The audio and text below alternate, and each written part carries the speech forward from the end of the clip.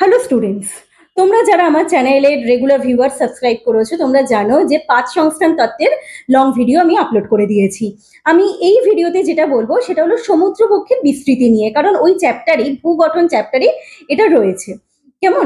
সমুদ্রবক্ষের বিস্তৃতি আমরা দেখতে পাই প্রতিসারি পাত সীমানায়, অর্থাৎ যেখানে দুটো পাত বিপরীত দিকে চলে যাচ্ছে। বিপরীত দিকে চলে যাওয়াতে ভূ অভ্যন্তরস্থ ম্যাগমা সেটা চাপে ঊর্ধ্বমুখী হয়ে বাইরে বেরিয়ে আসছে ফাটল বরাবর এবং নিজের জায়গাটা তৈরি করে বিস্তৃত হয়ে নতুন সামুদ্রিক ভূত্বক তৈরি করছে এবং তার সাথে মধ্য সামুদ্রিক শৈলশিরাও তৈরি করছে।